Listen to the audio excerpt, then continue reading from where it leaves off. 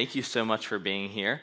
So we're going to be talking about a framework called Gridsome and how you can build blazing fast websites with Gridsome. So I just want you to know, like, if you're building sites and you're like, yeah, it's good, but it's not blazing, like, you really need to up your game. Pretty much everything is blazing these days, so don't take that the wrong way. My name is Jake Dohm. I'm a web developer at GoodWork. You can find me on Twitter, usually ranting about something or other. I work. The company I work with is a consulting company.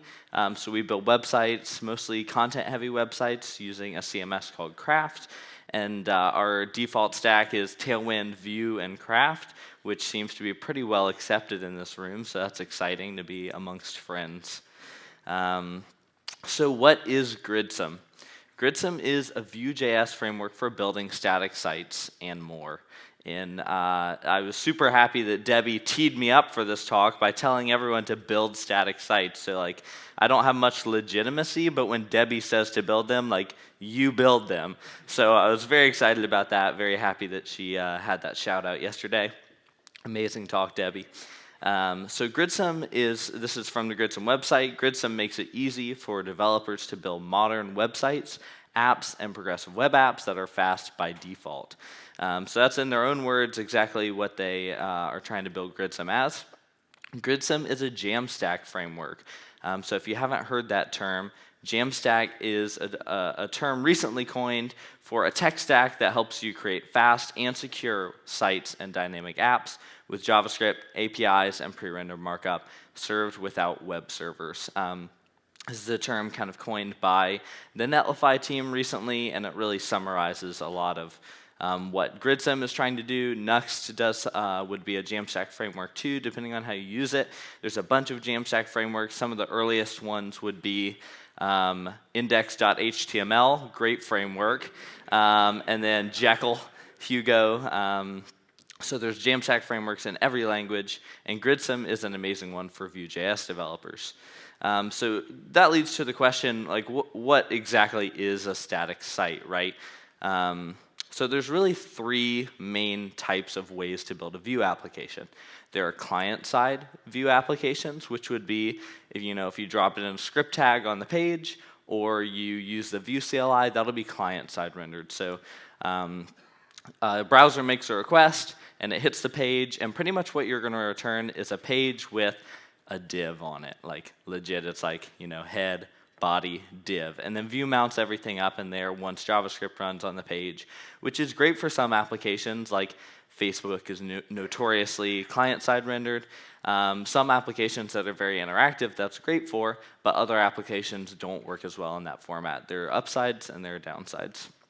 The second type of application is server-side rendered. So you can build a server-side rendered application in Vue, either on your own running some sort of express server or using Nuxt and their Nuxt build command, which will run a node server. So when that client makes a request, it'll handle that request on a node server. It'll say, all right, wait just a second. It'll go render out your Vue template, and then it'll pass it back to the browser when it's ready.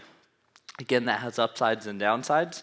There's some really great things about that. It's generally performant because you are returning HTML, and it's good for SEO and like getting those meta tags in there for social media sharing and things like that, because you are returning all of that and not rendering it on the client side.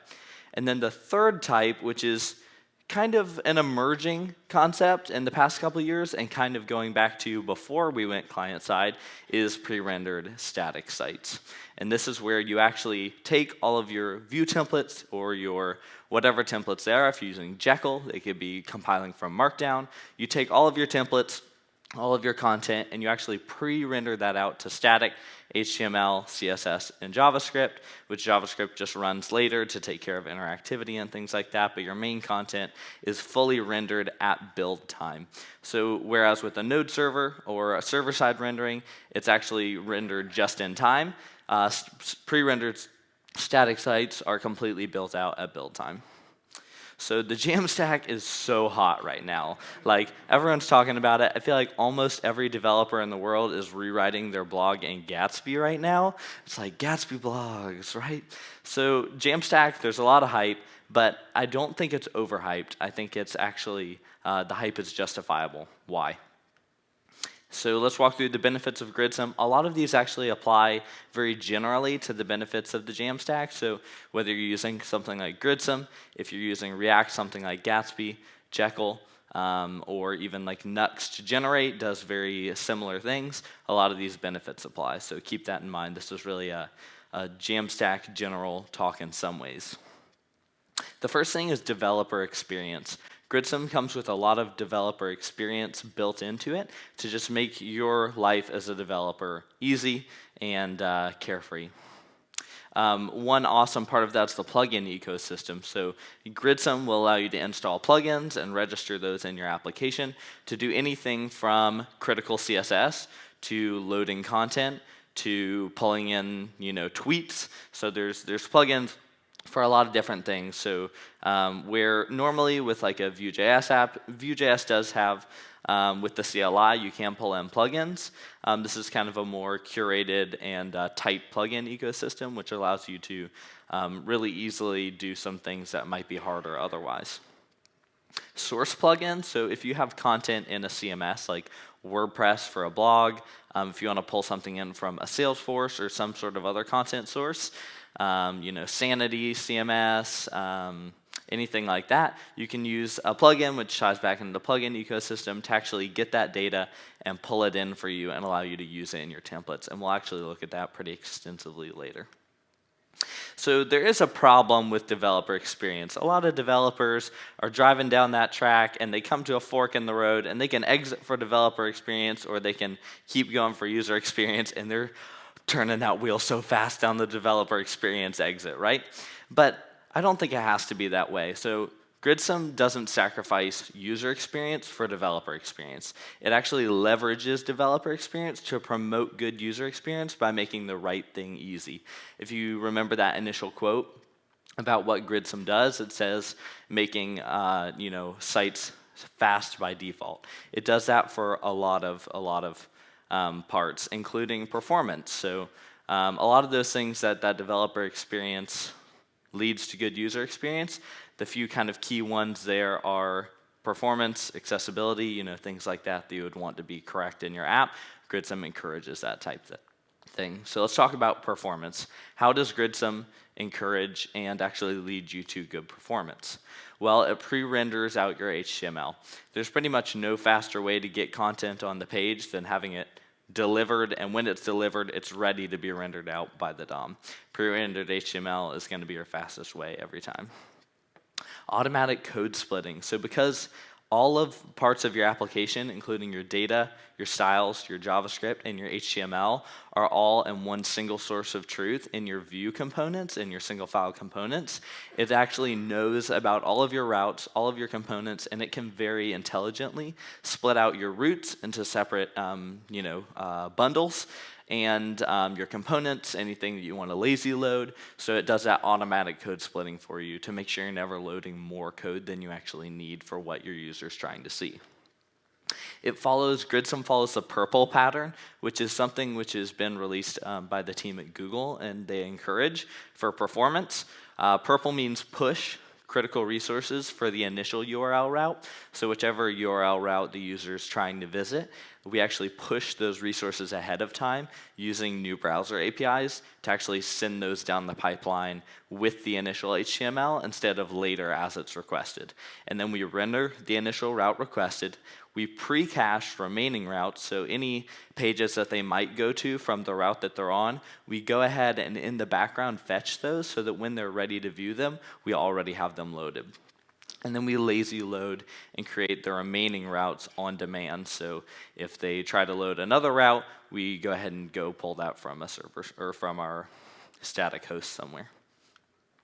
We have smart link prefetching. This ties back to the previous point, but Gridsome has something built in called the link component. It's actually glink, and if you put one of those components on the page, as that link comes into the view, Gridsome knows, okay, this is the link that the user is now looking at.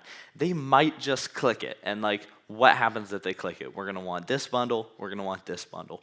So what it does is it uses an intersection observer, which is JavaScript, to know when those links come into the viewport, and when they do, it goes ahead and pre-fetches images, any routes that are related to that link, and pulls in that code and caches it. So if you click that link, the JavaScript to render the next page is already there, ready to go. So when you click it, it just renders, no requests needed.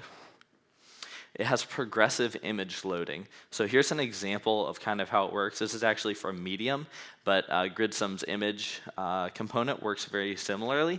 So it takes your images, and we'll get into this later, how it handles static access, but it takes your images and bundles them up and actually inlines a base 64, very small version of the image, and blurs it out. So you get that nice Instagram blur, but then as it loads the image, it'll fade it in, so you have that full image there, which is really a great user experience and a great developer experience, because you kind of put those URLs in just like you normally would, but you get more features for free.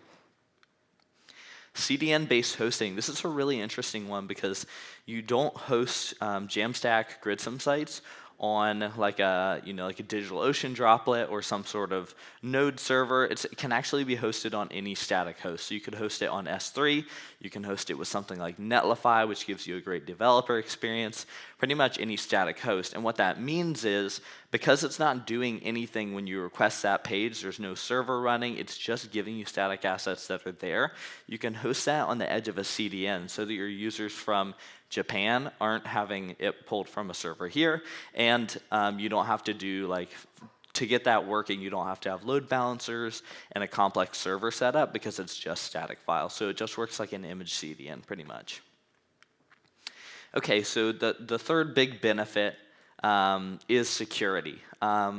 Gridsome allows you to have awesome security because you don't have to have a public server anywhere that can be attacked. So your surface area is static files. You can have a server accessible somewhere, obviously, if you need to do some sort of calls to that for e-commerce or something like that. That still works.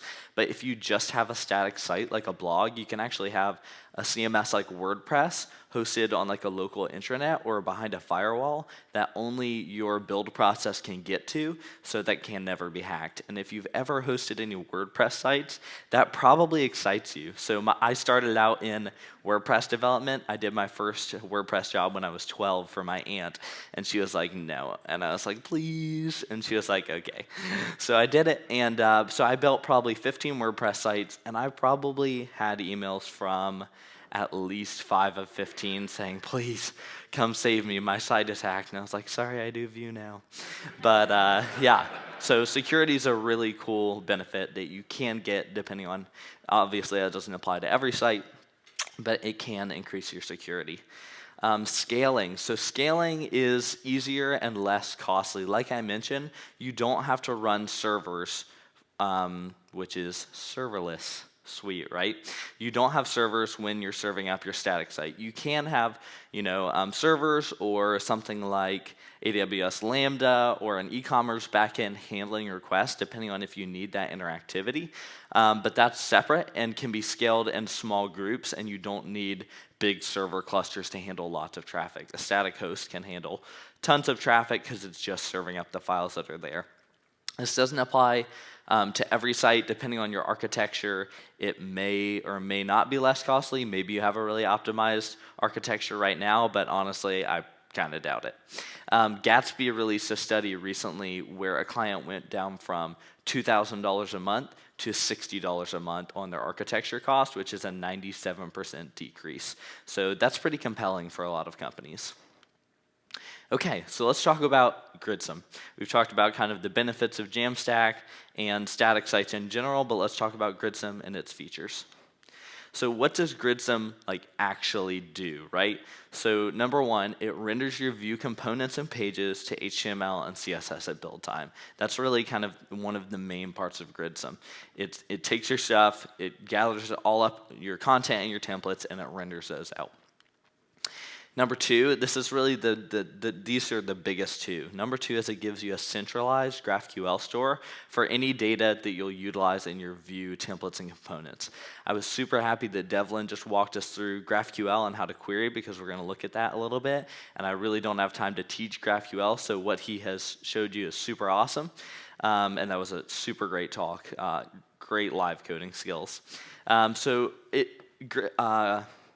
Gridsome needs to know about your data to be able to build everything out. It needs to know about all of the data you're going to use at build time, because it doesn't make those requests to data later when those requests are coming in. It actually bundles up all your data. If you have a blog post, it needs to know that blog post title and content when you go to build this website and then ship it up to your static host. So what Gridsome does is it allows you to pull in content from any type of source and multiple types of sources. So you could have some from WordPress, some from some SaaS that has some data for you, like Airtable, and then maybe even some markdown files locally. It allows you to source that, and then it puts all of that data into one GraphQL local schema so that you can access that within all of your templates and components in one way. So you're not doing Axios or fetch or whatever calls in a hook in your components most of the time, because that data is actually already centralized and ready to be called. And we'll look at how you can get to that data. Okay, so it abstracts Vue configuration. Gridsome gives you a lot out of the box, so you're not writing your own Vue configuration. You're usually using plugins, or you can tap into Webpack directly and make little tweaks, but Gridsome kind of gives you a layer on top. It provides features that are outside Vue's scope, so Vue does not provide you some sort of image component to do progressive image loading, that G-Link component we talked about, things like that really aren't in the scope of Vue. Gridsome takes care of you. It gives you a directory structure very similarly to Nux, so it kind of gives you some conventions, which is great when you're working on a team, and some of these features, like I said, increase your performance and give you features for free. Number 5, it makes best practices for performance, SEO, and user experience the default. Okay, cool. So let's talk about how it works. I'm going to walk through a few of kind of the core concepts, and then we'll jump into a live demo, which will crash and burn, which is fun because it's lunchtime, right? Okay, so Gridsome starts over here on the left, and your left, I think, I don't know. And it pulls in all your data. So you see you can pull in data from CMSs, local JSON or Markdown, or pretty much any type of content source. It brings that all together, it bundles it up, it builds static HTML, and then you can deploy that to any type of static host.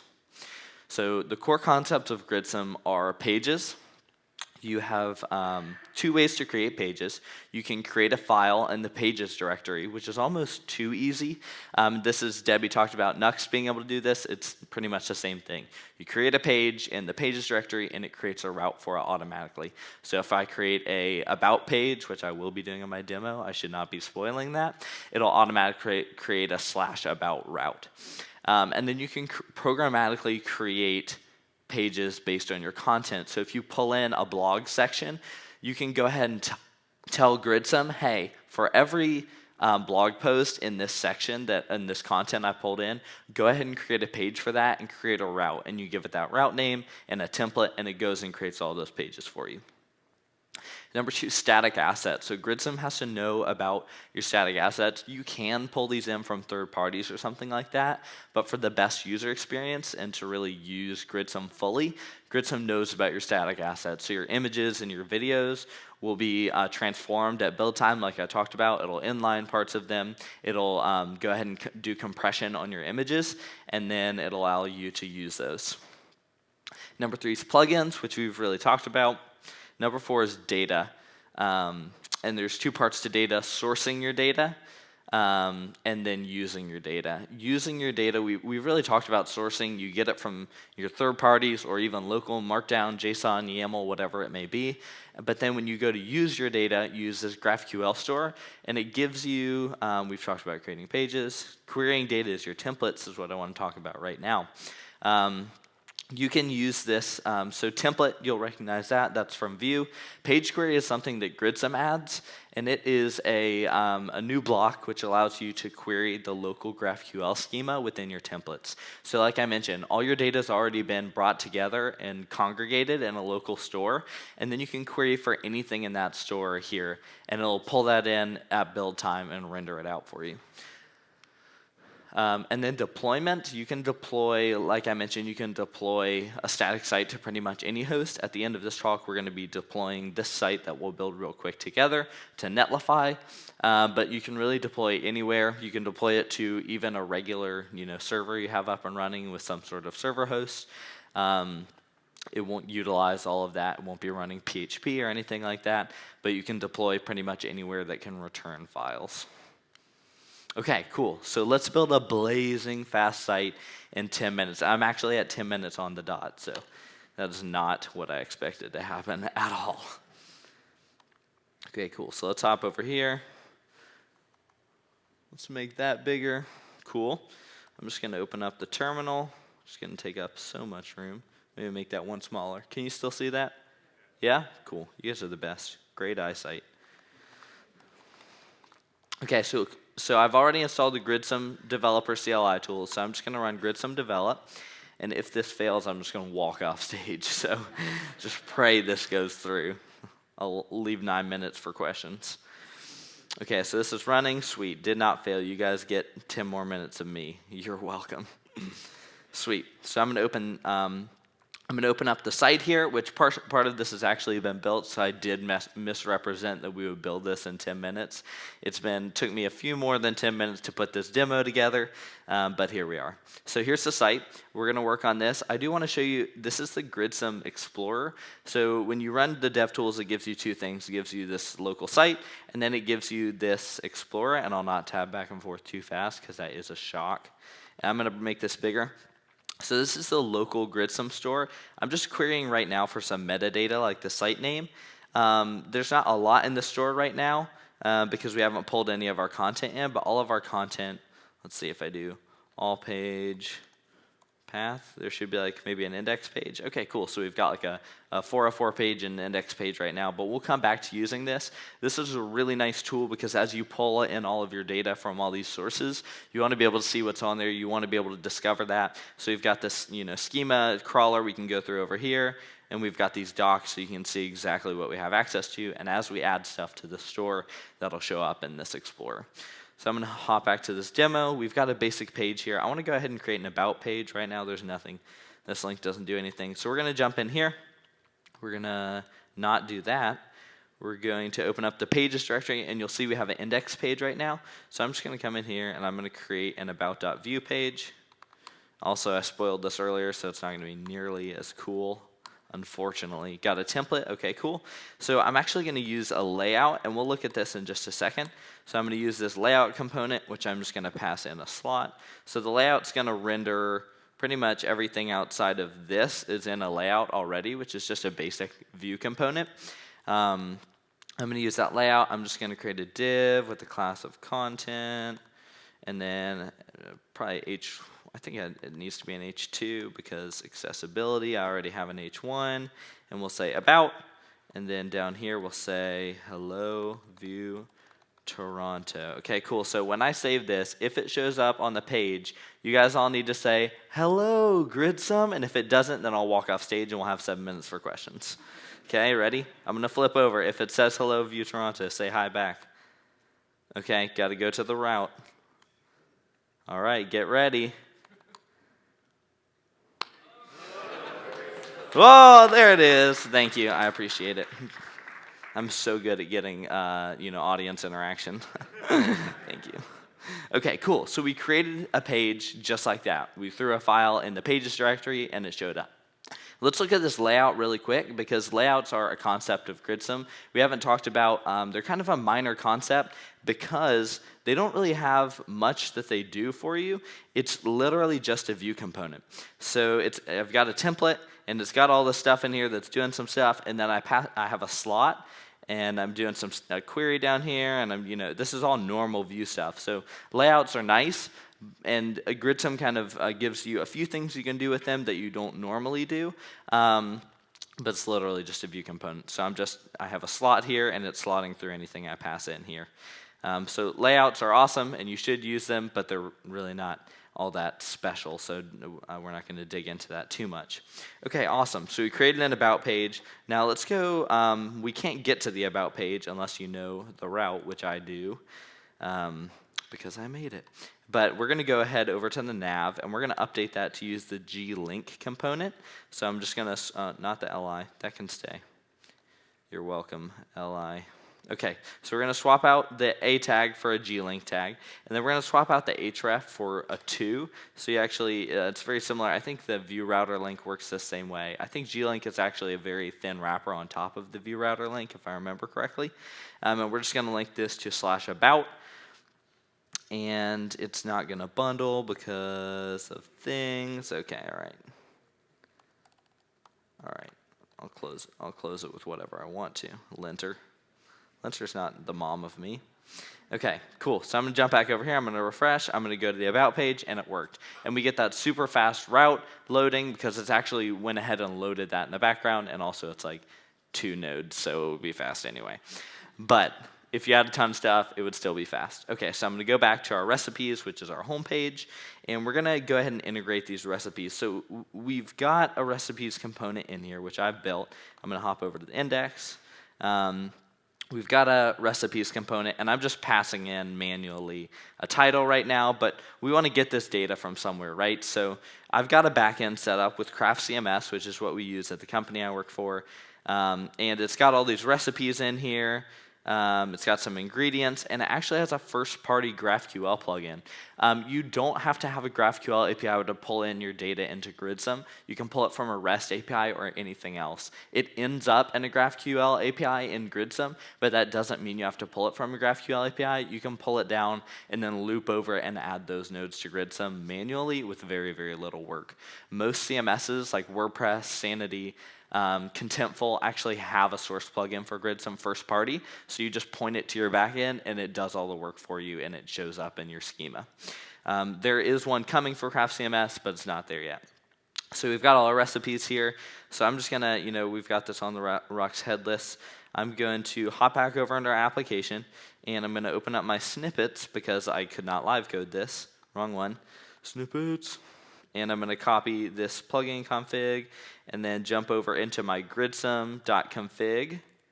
Can't type.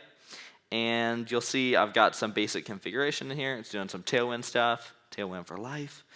I'm going to hop over into plugins and paste this in. I'm using the Gridsome's first-party source GraphQL plugin, and I'm just passing it a URL to pull that from, and then where the data should be namespaced under. So I'm going to go ahead and do that, and I have to code so fast because my time is running out. Okay, cool. You have to restart the server anytime you make any configuration changes or server changes. Not anytime like you change a template, obviously, but if you change something that's going to change your data, you just restart the server. Again, if this fails, I'm gone. All right, it worked. Okay, so let's jump back to our playground. I'm going to refresh this. I'm going to open up the schema, and we should see, docs, we should see a craft heading in here. Sweet. So it's namespaced everything that we can, all the data that we're pulling from craft in under this craft heading, which I gave it right here. If I named it something else, it would be under that. Should have named it like Toronto or something cool. But okay, sweet. So I'm just going to get rid of this, and I'm going to say craft, and I'm going to say ping. Ping pong, sweet. I'm going to say entries, and give me the title, and sweet. So I've got a ton of entries that's going to do some stuff. Let's jump back into the template and get these recipes integrated. So we're going to go to our index, and here's where I'm going to use this page query. So page query, like I mentioned, lets us query for any data that we have in that local store. So if you can query for it in this Explorer, you can query for it in your templates. And I'm just going to cheat. Boom. I'm going to paste that in here. I'm just calling the query craft. I'm getting some entries and calling those recipes, getting some stuff on there. This is a fragment. GraphQL is cool. And I'm going to save that. One thing I do want to show you is how you can get to that data. So I'm going to open up. It looks like we got an error. I'm not even going to look at it. I don't want to know. Sweet. So we've got this, some stuff basically injected into our component automatically by Gridsome. So this index component has a context, which is empty, meta info, which is, I'm sure, some cool stuff, and then our page, which is anything that gets returned from this page query. So if I open this up, you'll see page. I had query craft recipes, so I'll have page craft recipes right here. So I'm just going to go into our template, and that'll be automatically injected here into our template because it's on the instance, and I'm going to say for recipe and index. I'm not sure if that's how you spell recipe. Okay. If I did it twice the same way, it's probably still not right, but in page.craft.recipes, maybe. And then we're going to give it, oh, it already has a key, sweet, because of linters, and it's the right thing to do. But really, it's because of the linter. Sweet. And these images really should show up, and they did a couple minutes ago. I'm not going to get too worried about it. Looks like it doesn't want to give me an image. That's okay. I didn't even want to see an image. Oh, sweet. Not passing the right thing through. Pass the recipe through. I just saw a ton of stuff and assumed it was right. Okay, here we go. So we got a ton of recipes, right? And it's like, oh yeah, now like I really want a gin martini because I see one. And we don't have the actual recipe. So I'm not going to actually live code this out because that would be insanity. But if you open up the Gridsome server, you can see exactly what you can do. You can create routes in the server file. So what I'm doing is I'm calling this create pages hook, which is a Gridsome API. I'm querying for our internal schema, so we can query for this data that we already have right here. I'm looping over that data, so I'm just saying for each recipe, go ahead and do some stuff, and then I'm saying, all right, for this recipe, create a page. And this is that programmatic page creation we talked about. And I'm giving it a path using that slug/recipes. I'm giving it a component, and then I'm giving it a context, which will be important. Note that I'm passing through this ID and slug. I'm going to save that. I'm going to restart this. And while that runs, I'm going to go ahead over to our recipe component and update this from an A to a G-link. G-links for evs. Sweet. Looks like that did not fail. So you guys get a couple more minutes of me, which is they're freaking out because my time's out. Sweet. Okay, sweet. So I'm going to pass in the recipe.slug here. So I'm just saying link it to this recipe. You guys are the best. I never would have found that. It would have taken me a year. Okay, so I'm going to come back here. I'm going to refresh this. I'm going to click on Gin Martini, and we have a Gin Martini recipe. Awesome.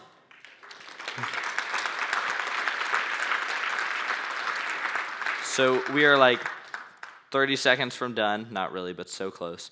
And I just want to show you one thing about this template. So it's a normal template.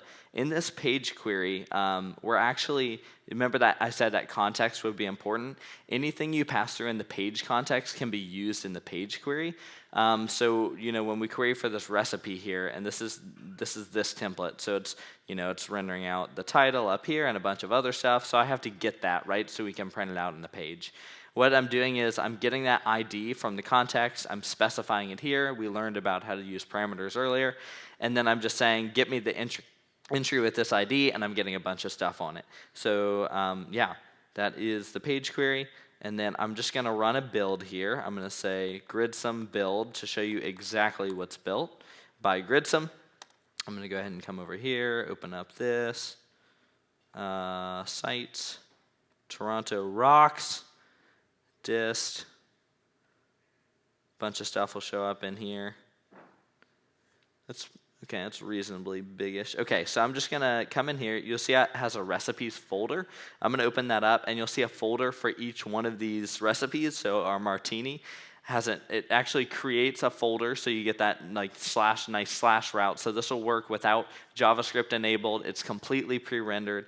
So I have this index.html. If I open that up real quick to look in here, you can actually see that it actually renders out all of the content directly into the page. So it's actually pre-rendering all that, just like we talked about. No JavaScript needed, no client-side code needed. And then the last thing I'm going to do here, super fast, is I'm just going to drag and drop this whole thing up to where you can see it. And I'm just going to, I'm just going to take this dist folder. This is using Netlify drop. You just take a bunch of files, you toss it in Netlify, and it gives you a site. And so I'm just going to open that up, and here is our completely finished, completely pre-rendered site running on Netlify in 10-ish minutes.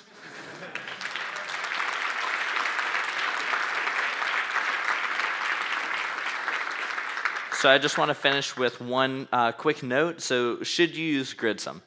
VuePress is amazing for docs. Here's my advice. I'm not going to tell you which one to use, so I'm just going to spoil my next slide. All three, VuePress, Nuxt, and Gridsome, which are the main frameworks, are so amazing. The contributors do an amazing job. The contributors talk. They love working together. They steal ideas from each other, but like in a chill way. And all three frameworks are awesome. So here's my kind of very, very basic wisdom. VuePress is really amazing for docs. Trying to use it for other stuff gets a little hairy. You could like put your blog on there, but in general, it was built for docs. So you can use it for something else, but it's really not its main intention. Nuxt works so amazingly for applications, and that includes static applications. Debbie talked about the new static module, which is coming. Super great work the Nuxt team is doing, so it works great for applications, whether it's a PWA, normal site, or a static application. And Gridsome really shines for static sites and apps, though it is working awesome for static applications and for progressive web apps also with offline support and things like that. So should you use Gridsome? I don't know. Like, I legit don't know. I would leave you with a quote from Teddy Roosevelt: in any moment of decision, the best thing you can do is the right thing, obviously. Like, all right, let's get to the wisdom part. And the next best thing is the wrong thing, and the worst thing you can do is nothing. Go build stuff. Thank you.